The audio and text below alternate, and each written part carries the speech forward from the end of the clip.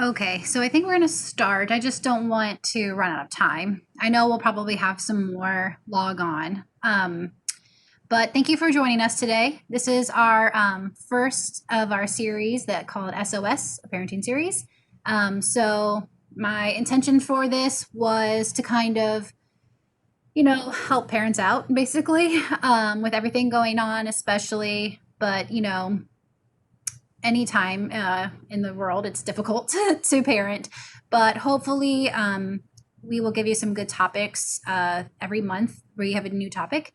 And it'll just kind of be an informative presentation done by someone that studies in that field. So not always by us, because we obviously aren't the professionals in some of this stuff. So so the first one obviously is this teens and tweens during the pandemic, how to parent wisely in difficult times. And then next month, we're also having one that is sleep success for young sleepers. So if you have a child under 5, you might be interested in that as well. So just keep your eye out for this series. I just think as a parent myself, it's something nice to have as a free option to kind of, give information. So, by the way, I am Amy. I am a children's librarian here at the Washington Centerville Public Library. If you do need anything, please let me know in the chat. I'll be monitoring that during the presentation. There's a little chat bubble at the bottom of your screen all the way to the right-hand side. And if you click on that, then you'll be able to enter your question. You can do it to everyone, or you can do the drop-down menu and do it privately to me. If you have a question for Dr. Warner, please write that in the chat as well, and then I'll just keep track and ask at the end of the presentation. We just want to make sure we can get through everything first. So on that note, I will let Dr. Warner kind of give her introduction, just so we can go a little more in depth about her background. Thank you. Thanks, Amy. I'm excited to hear about next month's too. I have a 2-year-old, so maybe I'll look in for that. But thanks all for having me. I'm here today to talk about my favorite topic, which is adolescence. I primarily see adolescents in my practice over at Dayton Children's Hospital. So hopefully I have something informative and interesting for you today. Just so you know, there's a fair amount of research that I pulled from today, so I hope it's not too dry in the middle there, but I think it's a pretty interesting topic, so hopefully everybody will be interested. So we're going to talk today about, actually I'm managing 2 monitors too, so forgive me if I'm a little slow on the pickup here. I'm going to try to do them both seamlessly. But today we're going to talk about teens and tweens in the pandemic and how to hopefully parent intentionally and wisely in this highly unusual time. I have this split up in a few different sections. I figured we'd start by talking about adolescent development, just try to all get on the same page about some of the developmental milestones that are happening during this phase of life. And then we can talk about what happens when those milestones get disrupted by unprecedented things like pandemics. So we'll talk about that. I dug into the most adjacent literature field, which is adolescent disaster mental health, to understand some of what we know by history about what could go on here. Then I started looking into some of the emerging COVID-19 data. There's not too terribly much here yet, but there is about like a 1.5 years of literature that's forming. And the research field is very quick on the uptake when these unusual events happen. A lot of times scientists run into the field and try to figure out what's going on. So I will share that with you. And then the last part, we'll be talking about what we can do. So what are some takeaways that can be useful for you right now with your teenagers to parent wisely? All right, so we're going to start with adolescent development, and I'm going to toggle to my slide over here too. So we'll begin with typical adolescent development. I thought we'd start by just discussing who adolescents are.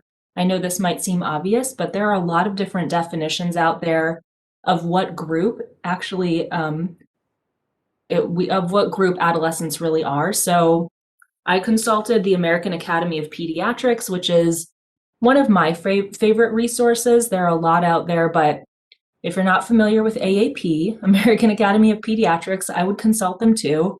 They are highly reputable. And they say that adolescence is basically this 11 to 21-year-old period. So that's our tweens at about age 11, all the way through our young adults at 21. And let's talk a little bit about what's happening during this time. So in short, a lot is happening during adolescence. This is a critical period of development in a young person's life. It's filled with distinctive biological, cognitive, emotional, and social changes. And we'll just go through some of the highlights in each of these areas. So biologically, what is happening? This is a time when the bodies are flooded with hormones. We all probably remember this time well. Your moods are all over the place. A lot is happening with your body. This flood of hormones is important. It gives rise to genital development, skeletal maturation, which causes you to grow. It gives rise to changes in voice. A lot of times we see sexual activity increasing and sexual desire increasing. That is developmentally appropriate. That's because of this flood of hormones. Cognitively, there's a lot happening too. So I like to call this blooming and pruning, and this is, I guess, not my own phraseology. This comes from a lot of textbooks. So a lot of times we talk about blooming and pruning as basically this process where neurons are connecting. So when we're exposed to new stimuli or when neural networks are used more heavily, so let's say we're practicing something a lot more, those neural networks bloom and they become strengthened. When we don't use neural networks or when we are not exposed to new stimuli, then those networks are pruned or they disappear. So we are able to grow, and then what we don't use falls away. Also, more information, more efficient information processing happens during this time. So what happens is our brains go through this process called myelination, which is where we have these fatty sheaths wrap around a part of the neuron. And those fatty sheaths allow information to move at lightning speed throughout the brain. So we have information moving much, much quicker. The emotion center of the brain is also changing. And I wrote this down. I think this is interesting that what's happening is the amygdala, the emotion center of the brain, is rapidly developing. And as that's developing, you'll see probably in your teenagers, they become much, much better at more efficiently naming and expressing their emotions. So that's appropriate. Unfortunately, as they're getting better at expressing their emotions, their ability to make decisions, pump the brakes on emotions, manage and self-control their emotions is not quite at the same pace. So you'll see a teenager who can express vociferously how they're feeling, but not be able to manage with who they share that, how they share that. They won't be able to manage it quite as well. Okay, socially, emotionally, psychologically. Also, so much happening here. So as the brain develops and the body matures, also the focus of the typical teenager is changing. You probably won't be surprised to know that a preoccupation with body image is very common during this time, and your body is changing a lot, so that makes some sense. A lot of teenagers are really striving to fit in and to, sorry, my image of myself is blocking my words, are striving to fit in, and they're very sensitive to this idea of rejection versus acceptance. And peer influence is growing, so peers are paying a lot more attention to each other. Parent influence is diminishing. This can be kind of disheartening for parents when they see their teenagers really orienting more toward their friends, but it's appropriate. There's actually a lot of evolutionary theories to explain this, but because I don't want to add 30 minutes to what we're doing here, I'll just say that it's important also because our peers often offer a way for teenagers to imagine different identities. So that added exposure allows teenagers to consider, oh, maybe that's how I want to display myself, or maybe this is a behavior I want to try on. And it's only through that exposure that they can develop this sense of self. And that sense of self is critical because we need that sense of self to feel comfortable and confident exploring and being independent. And that's really critical. So this can be a wild ride, but it's an important ride. Okay, so I'm going to go forward on my slides down here too. Okay, so adolescent disaster mental health data, that's where I went to next.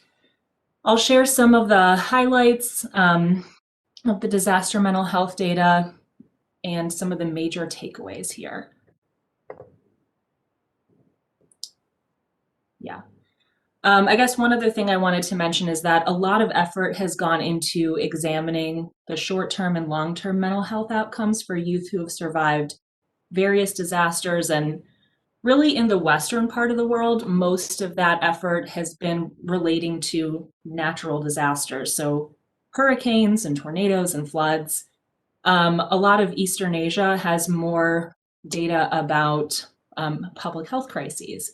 So if people remember Ebola and SARS and H1N1 or swine flu, that wasn't too long ago. So there are some papers out there about that, and I tried to pull from that too.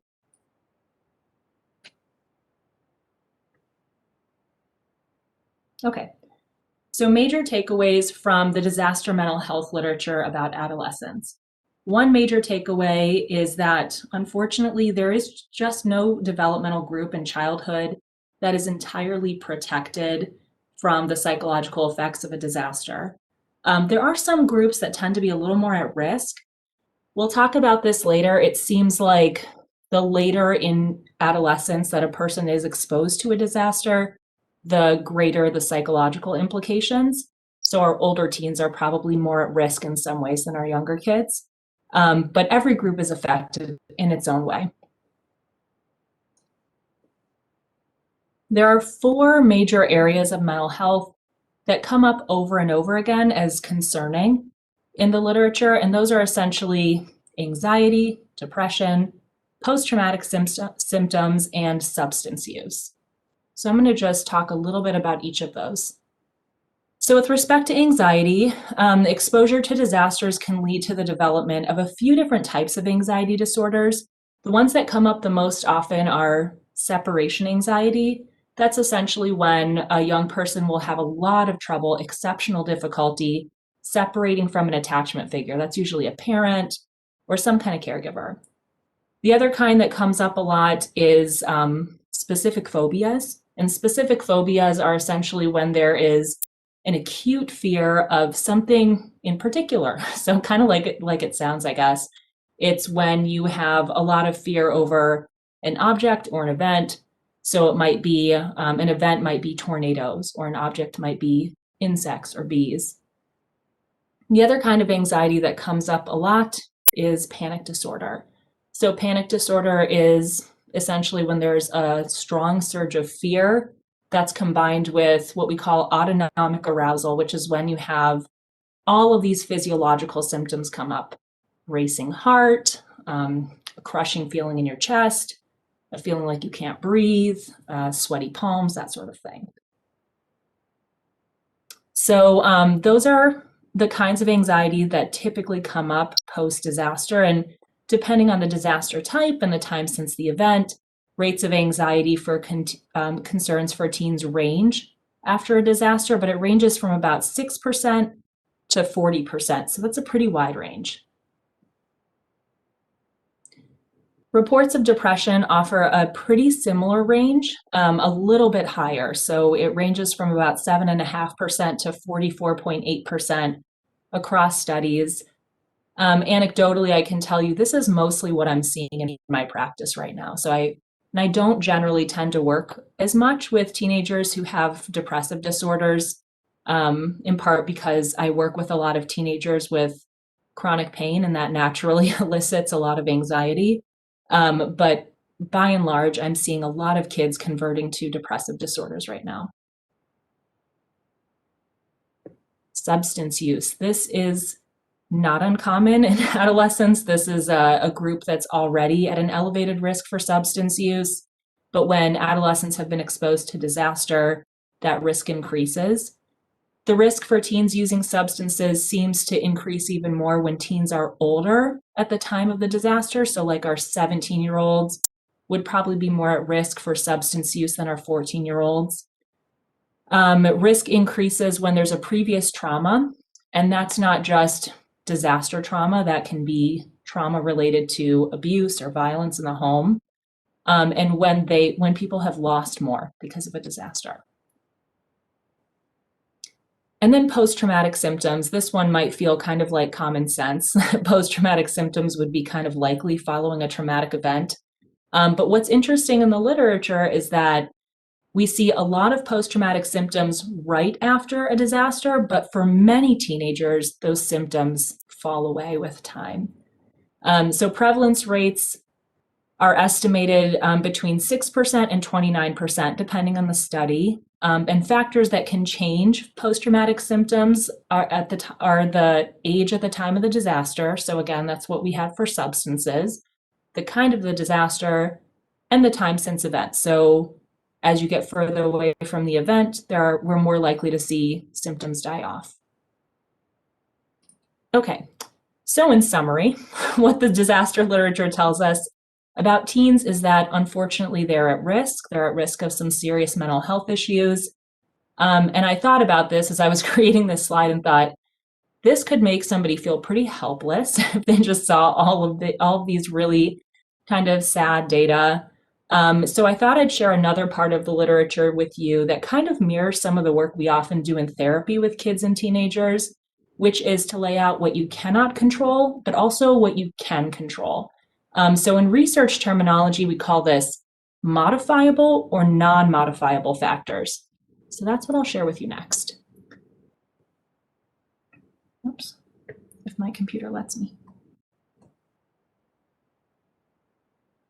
Here we go. Okay, so we'll start with non-modifiable factors on the right. So there are some things we just can't change. Because if your child occupies a few different groups, then it gives you some data and lets you know, okay, I might need to be a little bit more alert for my kiddo. So the first thing is identify gender.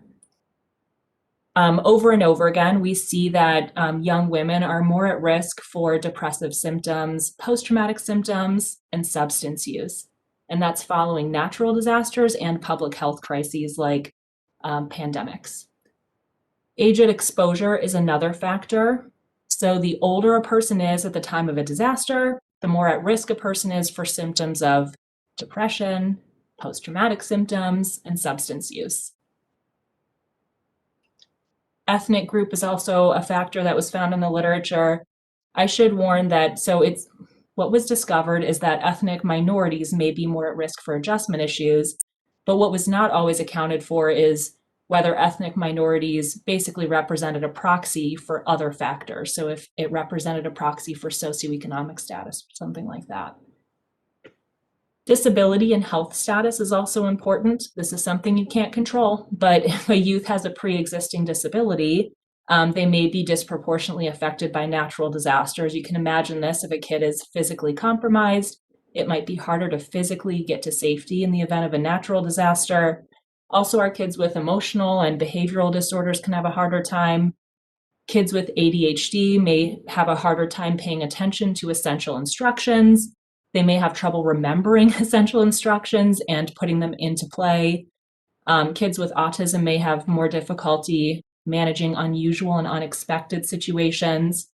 The slim literature available about public health crises also identified a correlation between health status and psychological symptoms. So those people who were having symptoms or who were feeling unwell also had more major psychological concerns, versus those people who were not having symptoms and who were feeling well seemed to fare better mentally. Another factor that just is, you can't control it, is previous disaster or trauma exposure. So those youth who were previously exposed to violence, who were previously exposed to other disasters, tended to be more at risk for a more serious course of post-traumatic stress symptoms than those who did not have that history. And degree of loss. So there's some evidence that a higher degree of loss because of the disaster may be associated with more mental and behavioral health consequences. Also, those who were injured, witnessed death or injury, or were trapped were more at risk for post-disaster problems. Okay, That's what we can't control. But again, these are kind of like red flags to be aware of if you have a teenager who occupies a few of these categories, so we can still take that information and do something with it in that respect. But there are also some factors that we can control. So here's what disaster mental health data tell us about modifiable factors. The first one is family stress.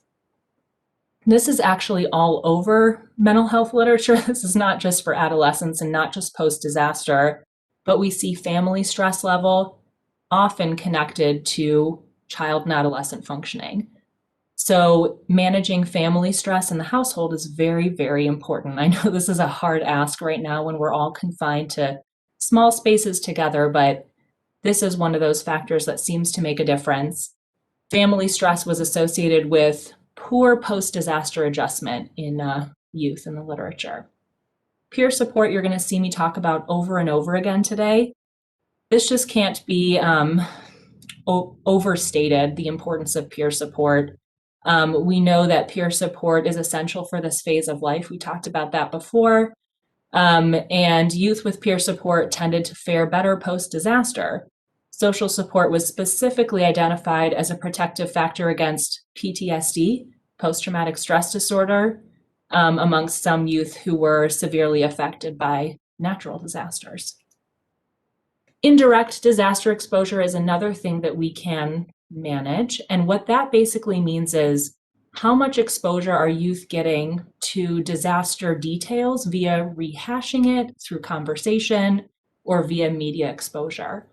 I feel like, unfortunately, over the last few years, our hospital's department has been called to give these kinds of talks over and over again about what to do when a trauma happens or a disaster happens, a shooting happens. And we talk about this a lot, managing exposure to media and managing exposure to conversation about the event, and making sure that when you have those conversations, it's intentional and it's not constant. And so the disaster mental health literature really underscores this. We know that youth who view media coverage show more symptoms of being afraid, being worried, being anxious. They also report more sleep disturbances. Symptoms of anxiety, though, seem to be proportional to the amount of indirect exposure that kids get.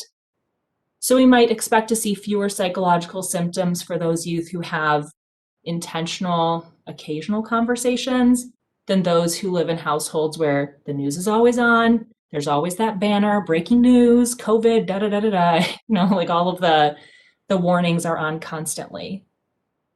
And then there's some concern too that teens who've already had some degree of trauma in the past may experience re-traumatization or might be prone to a surge in trauma symptoms just by seeing this over and over again or talking about it over and over again. Illness focus is the last piece that came out in the literature. So this is, again, something that we can control a little bit. A recent paper that was examining adolescents who survived various public health crises showed that teens who were very preoccupied by thoughts of whether or not they had the condition or concern were more likely to report anxiety symptoms. Also, those youth who were adhering to precautions like changing hygiene habits and creating distance between themselves and other people were more likely to report anxiety symptoms. I should insert a warning here that these data were correlational. We talk about this a lot when we're reading research, which is that correlation does not equal causation, meaning that if you see two things that go together, you can't say one thing caused the other if you just see them both happening at once. So it's very possible that we have kids who are more anxious at baseline who tend to put those precautions into play a little bit more and are more willing to change their hygiene habits, but not necessarily that changing your hygiene habits causes anxiety, if that makes sense. Okay. All right, so what do we know from COVID data? So emerging COVID data is interesting. It gives us some information that's really consistent with what we just talked about, that disaster literature. And there are also some findings that are new, that are additional to that. So some pieces that are consistent that I think we can feel more confident in this being the case, because we see it in disaster literature too, is that teen girls seem to just be more at risk for anxiety and depression than teen boys. One really interesting thing I noticed when I was reading is that there does not seem to be a significant difference in psychological symptoms when you go below that tween age. So when you go below age 11, we just don't see that gender difference in psychological symptoms. But when you start to get to puberty and above, that gender difference starts to emerge in terms of psychological outcomes. Another piece that's consistent is that teens who are living in highly epidemic areas where everyone you know is contracting COVID and people are displaying more fear, those kids seem to have more anxious and adverse emotional reactions than those who are less impacted. And this is pretty similar to what we just talked about, where in disaster literature, we see teens fared worse when they were experiencing more loss or injury than those who had less loss and less injury. We also see that teens with pre-existing mental health concerns are seriously struggling. This is definitely what I'm seeing in my practice too. The literature has come out and really highlighted a few different mental health groups here. So the ones that have been highlighted the most have been post-traumatic stress disorder. So we see that youth with pre-existing trauma tend to be prone to a surge in those trauma symptoms when they're facing a new crisis or this new crisis. We see that kids with neurodevelopmental concerns, so kids with ADHD, kids with autism spectrum disorder, seem to be having a harder time in the setting of school closures. And I'm sure if you have a kid who fits that bill, you're probably seeing that firsthand. I know I'm seeing it at work. So a lot of times these kids are really struggling as their structure's being ripped away, their routine is gone, the activity that they get just through being at school and having extracurriculars, that's a big burden now that's not there. Illness focus, we're also seeing that matters. Youth who were pessimistic about the pandemic or deeply feared getting an infection had more mental health symptoms like depressive symptoms. On the flip side, those who were really optimistic or not concerned tended to have fewer mental health symptoms. The one caveat there is that those teenagers who were very optimistic, but then had their expectations dashed, like quarantine lasted longer than they planned, they thought school was going to open, it didn't open, those teens then started to develop more mental health concerns. So it's kind of hard to get out of that one. But the way you're thinking about it definitely tends to matter. The last piece that's really consistent, again, is no surprise, social support matters, it is protective.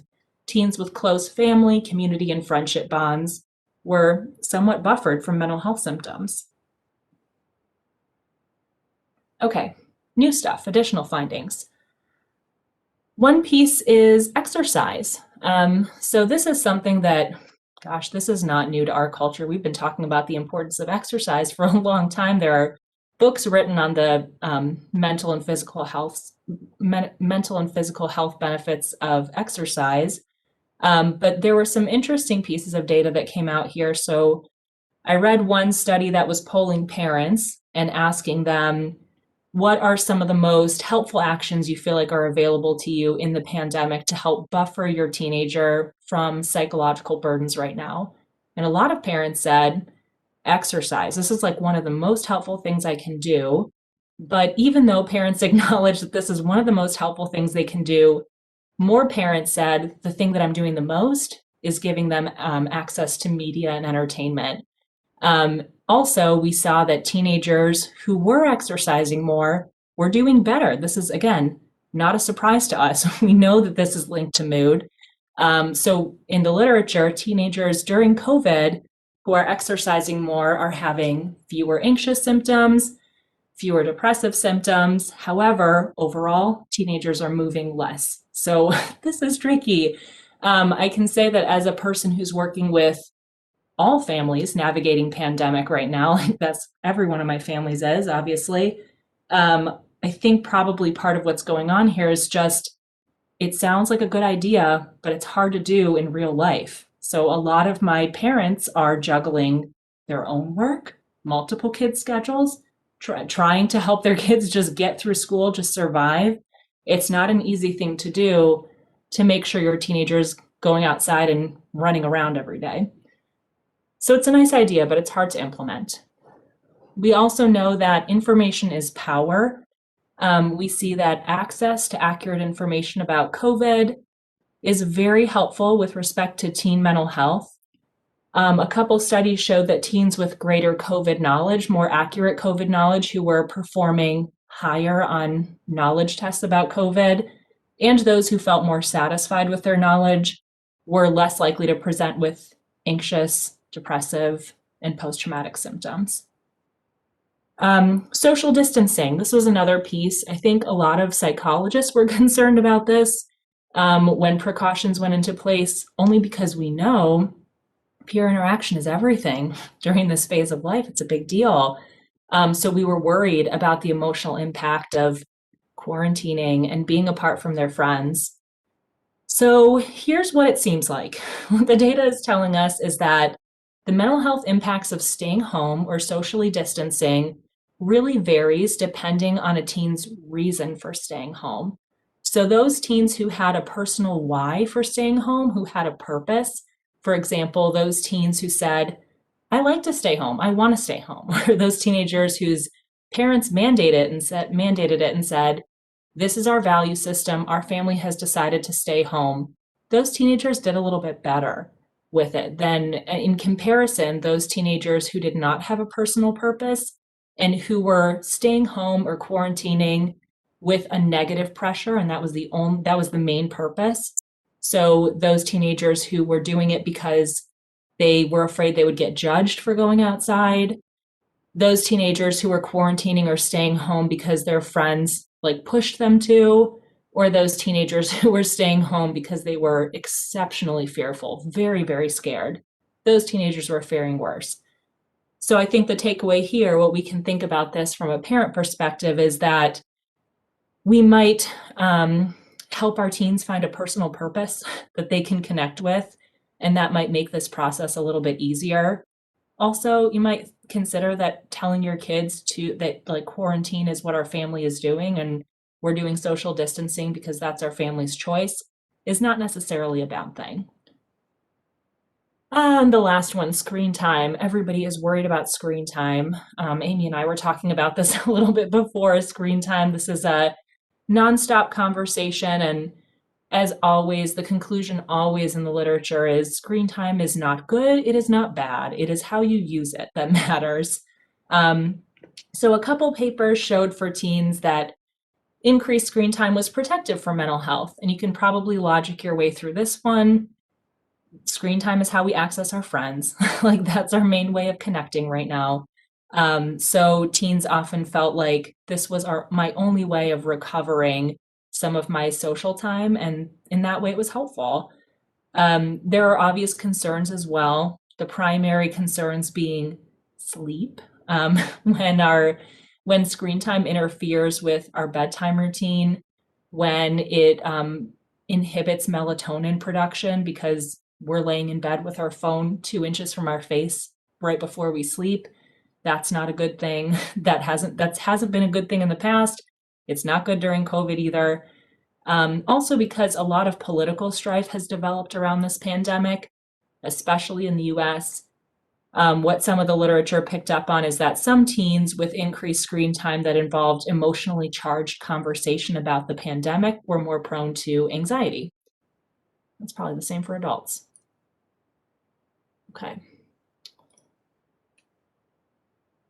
Okay, maybe a more hopeful part now. What do we do?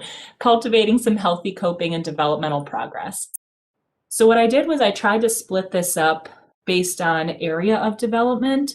So I'm going to focus on cognitive development first. How can we continue cognitive development? So that blooming and pruning that I mentioned earlier, where we really need exposure to a variety of stimuli in order to have new neural connections form. And we need to have the opportunity to practice those connections in order to make them stick and not get pruned away. That's something that we can work on. So we can strive to add some variety to our kids' worlds. We can sit down and brainstorm with our teenagers. Let's think about like the top crazy things we want to try over the next like few months and let them be creative. Take the barriers of thought down and allow them to kind of get silly with you and come up with some ideas. You might also set some goals together that are more specific to their life. This would fall in line with this kind of independence development, self-identity development. We want to encourage them to explore things that are important to them. I've had actually a couple patients talk about interest in learning a new language and just downloading Google, or what is it called? Duolingo, I think. There are a couple different, yeah, Amy's nodding her head. Okay, so I think I might be getting it right. It's called Duolingo, where you can learn new languages. And I have kids learning new languages right now. You can encourage and model accountability toward meaningful goals. I know a lot of the parents I talk with who have teenagers say they're worried that their teenagers just find it annoying when they talk to them about, like, hey, I'm doing this or I'm doing that, or when they kind of narrate aloud what's happening for them. But I can guarantee you, your teenagers are listening. Even if they don't praise you for it, even if they make fun of you for it, they're listening and they're learning by your example. So even if they don't want to talk to you about, hey, I think I want to learn German, that sounds interesting, by you just narrating aloud, I've been thinking, I've always thought about running a half marathon and I'm going to do it. Me and my buddy, we're going to keep each other accountable. And you can just say, yeah, he checked in for his run today and so did I. And whatever you wanted, whatever your goal is, it doesn't really matter. It just matters that you're modeling that process. You can also protect some time in the household for this. I think most of my teenagers would probably not be too happy if their parents suddenly implemented this plan. However, what I've found is that also my teenagers tend to be pretty adaptable. So I mean, they're still kids, and so still the expectation is what the authority figure lays out is kind of the expectation. So it's okay to set an expectation in the household that, we have some time each week where we work on our hobbies, where, Susie, you wanted to learn violin. That's fine. Like, let's carve out, make sure you have a couple hours each week to practice your violin. And I will carve out a couple hours each week to work on my half marathon and on and on. Okay, problem solving together. This is important anytime, especially now. We've got a lot of problems, lots of problems to solve.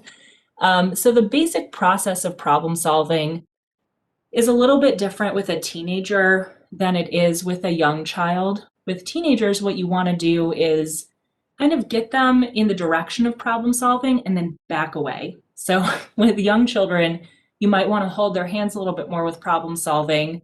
But what I encourage parents to do when they have teenagers is to help reflect what's going on, the problem that their teenager is outlining, and then back off before you go into fix it mode, even though you might have the exact, like, perfect, most straightforward way of getting to the solution for them. They need to practice developing those skills themselves. So allow yourself to say, oh, it sounds like you're concerned that you're not going to get your driver's license anytime soon. What ideas do you have? What are you thinking about doing to get your driver's license anyway? And then you might say, what do you need from me? Instead of like throwing out some ideas, you might ask them what they want. So maybe they just want to talk to you about it, or maybe they want some ideas, but it tends to go over a little bit better if you elicit them in the process, elicit their feedback. Then you can help them organize their thoughts and prioritize what's controllable. And I mentioned that what can I control, what can't I control process in the past. And that's something that you can use right now to help them feel a little more agency and a little less anxious when a problem presents itself. Okay. Emotional, social, and psychological development. So what can we do to keep this moving in the right direction? We've got to find a way to contact peers. It's really, really important. So it's important to stay close as a family as much as you can too. Like I mentioned before, that COVID literature is telling us that close family connections, peer connections, community connections all can serve as a buffer. But there is nothing that quite substitutes for same age peer connections. So ways of doing this. You can encourage socially distanced hangouts. I have some kids that are going on I say kids, they're teenagers. I have some teenagers who are going on like socially distant lunch dates. They're both driving in their separate cars. They're going and getting food. They're eating in their separate cars with their windows open, and they're still hanging out. They can still regularly talk with friends, and that might mean adding in a little more screen time, but screen time that's FaceTime, or time talking with your friends. I've got some families who are creating pods, just kind of like groups of people who are a little bit closer, who kind of act as family, and they just agree we're going to connect with each other a lot, but we're cutting off our social contact outside of this pod, so that everyone can feel safe doing that. Allow for independence. This is important too. Teenagers don't want to see you all the time. They want to see you sometimes, but they also need some time alone. It's not personal, it's developmental. So giving them some downtime, giving them some space to themselves is okay, and it's important. We want to encourage personal goal setting too and support that progress. So I gave the driving example earlier because I think I have like 4 or 5 patients who started the driving process before COVID, and then it was halted by, I don't know what happened with the Bureau of Motor Vehicles, if they shut down or they slowed down or exactly what occurred, but a lot of people's progress driving really slowed. But you can encourage them to still set those goals and say, you know what, we're going to go out tomorrow and get those hours driving. I'm going to spend 2 hours in the car with you, and we'll drive to Nana's house and back, just so they can get those hours and still feel like they're moving toward that independence. They're moving toward those milestones. Okay, and encouraging identity exploration. This is important. I mean, this is part of what this phase of life is for. One really important thing we can do is make it safe to explore identity at home. I'll make a specific plug for my LGBTQ plus youth who need an affirming environment more than ever, especially since they're not having like safe peer outlets to the same degree. If your child comes out to you over quarantine, if they're home and they don't have like peers to connect with, and they tell you I'm gay, they tell you I don't think that I was born in the right body, the absolute most protective thing you can do is affirm them and create a supportive environment. You can model safe and healthy self-expression at more superficial levels too. So if your kid starts listening to some weird music that they never were interested in before, that's okay, that's safe, that's normal. If their clothing style changes, if they start experimenting with new thoughts, all of that can be safely explored. You can also model safe and healthy expression. Okay, now just general healthy coping tips. This is more in like the emotion management family of healthy coping. One really important thing you can do is make space to have helpful conversations with your teenager, especially if you have a teenager who has a history of mental health concerns, if they are displaying much higher levels of irritability, if they seem like nothing that used to interest them before is interesting them anymore, if they seem like they're having panic attacks most days, it's time to talk with your teenager. And you can talk with them anytime, but especially if those mental health symptoms are showing up, it's really important to make room for conversation.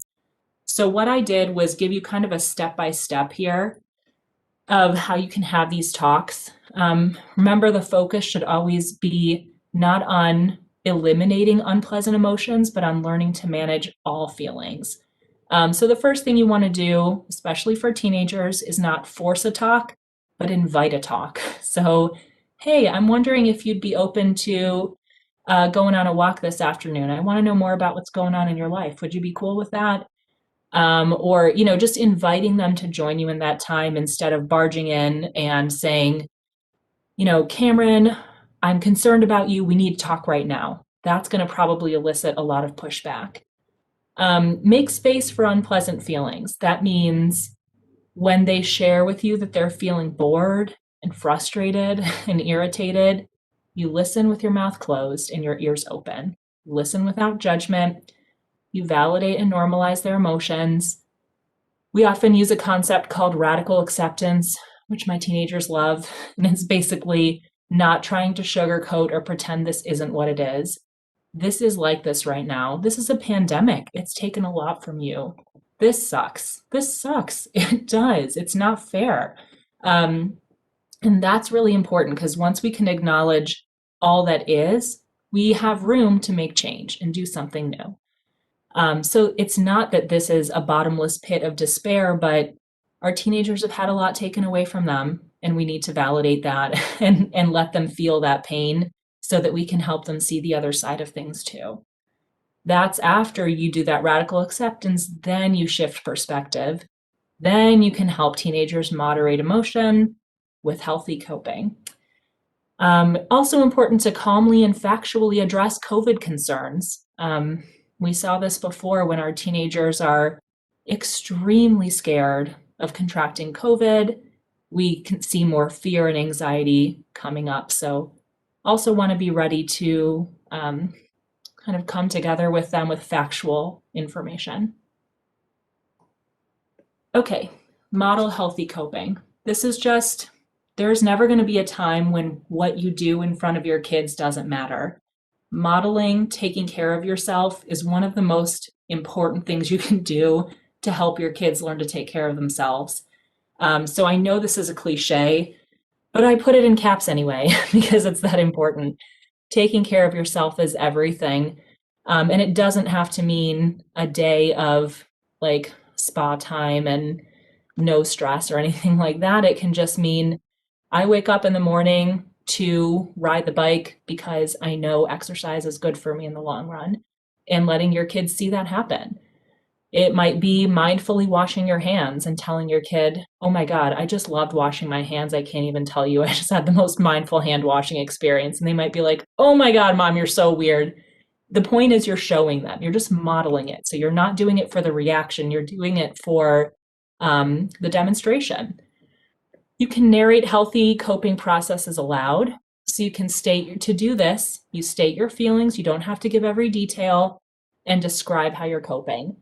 So for example, you might say aloud, I've been feeling really down this afternoon. You leave out that you were sobbing in your room. You just say, I was feeling really down this afternoon, so I'm going for a run before dinner. I think that'll help me feel better. You're putting it all together for them. Also, modeling how to ask for help is a big deal. I've been talking about this with my teenagers a lot. We're social creatures. We were not meant to do this alone. This is hard stuff. It's okay to lean on your people right now. So you might say, for instance, I called Nana this afternoon and we talked for an hour and it helped me feel a lot better. And I just needed to talk to somebody like that. Always makes me feel better to talk to Nana. Even if your teenager's like, okay, mom, stop telling me, doesn't matter. You're just narrating your process. You're modeling how to ask for help. All right, combating some basic mental health concerns. Gosh, how much time do we have left? I don't know. Amy, stop me if we're like over time. Well, so I have it until 2. I don't know. They usually let us keep going, it seems like, but I don't know if it's going to shut us off at 2. So we'll just Okay. I think this is my last slide, actually. Okay. So some of the last things you can do are just basics that you've probably been told by your family pediatrician anyway. Screen breaks, news media breaks. This is a huge deal. We cannot function with nonstop screen exposure. If I have time, I'll try to toggle my screen and show you. American Academy of Pediatrics has a companion website that's good for parents. It's called healthychildren.org, and they have a media time calculator, and they also have a family media use planner. Both are really practical. I've used both with families with good success. So there are methods to this madness. Mimic in-person school as much as you can. Offer routine. That means routine with, oh, that's the next point, but routine with everything. But in-person school also has routine. Ideally, we want to separate our sleeping space from our workspace as much as possible. In a perfect world, I kick kids out of their room for anything but sleeping. I know that's not possible in every home where there's multiple kids who are learning from home. At like the very minimum, we ideally want beds restricted for sleep, and teenagers can sit on the floor, they can sit at their desk, they can sit at the dining room table, just not in bed to do work. Put away electronics while in class. You can have a bowl like they have at many schools, and they can drop their phones in there. You have to do it too, but you can encourage that. Maintain a regular routine with sleep, meals, exercises, breaks. There should be a work-life kind of separation point if possible. So we ideally want to transition from the workday around dinner time if we can. And then we need to plan pleasant and distracting activities that we can have control over. So your teenagers will probably be good at helping you plan this. Encourage their curiosity and their energy around living and doing things and gaining independence. You can go on hikes, you can listen to music, you can plan a post-COVID dream vacation, you can go on a drive, but use them in this process. Okay, resources. Let me see. Okay, so these are just some apps that might be helpful. Some of these are really popular, like Headspace, Breathe to Relax. Worry Time is nice. These are all good ones for teenagers. For parents, I was actually just recently told about this through another presentation I attended. COVID Coach. I don't know if anyone's tried that, but it was designed by Veterans Affairs, I think, but apparently has really good resources for adults and older teens for just managing feeling stressed and overwhelmed. So you might try it. AAP, American Academy of Pediatrics, they're amazing. This is their companion site, healthychildren.org. Those are those two resources that I mentioned. Childmind.org is also great. And the National Child Traumatic Stress Network, that's what these letters stand for. That's a great resource too if you're really worried about a trauma reaction for your kiddo, or you're not sure what to do. They have great professional facing and parent facing resources. Let's see here. Those are a couple references. I actually have a lot more references than that, but just, I guess, let Amy know if you want more of the references. She can reach out to me. I was going to try to stop sharing for a second. Amy, do I have a minute to show the AAP stuff? Yeah, definitely. And questions. as you're getting to that too, if any of you all have questions, obviously kind of short, not specific questions right now. If you could put them in the chat, I can ask them or have them give them to Dr. Warner. But if you have more specific, detailed questions, you can always contact someone from the psychology department at Children's, correct, Dr. Warner? Yeah, so if you are concerned about your kiddo, best thing to do is go to your pediatrician. To access us at Dayton Children's, you need a referral from your pediatrician. Our focus is usually with kids who have underlying medical concerns too, but we have a wealth of resources for the community. So if your kiddo doesn't have another medical condition going on, in addition to mental health stuff, then you don't have to leave empty-handed. We have lots of resources at the hospital and lots of names and people we recommend. Can you see this screen, Amy? Yeah, yes. Okay. Yeah. So this is in case you're struggling with screen time at home. Two different resources that I like through healthychildren.org. One is this family media planner, which helps you think about how to protect different spaces in your house, different times of day, device curfews. Highly recommend applying this to the whole family and not just your teenager so they don't feel like they're being punished. The other thing is a media time calculator, which I've done in my office with teenagers. So this inputs AAP's recommendations for sleep. Usually for teenagers, we say 8 to 10 hours, so they plopped it right in the middle there. They want you to have about an hour of physical activity a day, and then this is what you're left with. So you could theoretically have 14 hours of screen time, which we don't want. So what they do is they offer all these other areas that you might dedicate your time to, and if you scroll to the top, you can add your own personal categories. So then teenagers can be more in charge, but also more intentional about how they want to be spending their time. And that's what the literature tells us, is that teenagers don't necessarily want to spend nonstop time on their devices, but sometimes it can be that slippery slope, and they don't feel like they can pump the brakes on it. So if you help them lay it out and lay out their priorities, it makes it easier for them to make smart choices.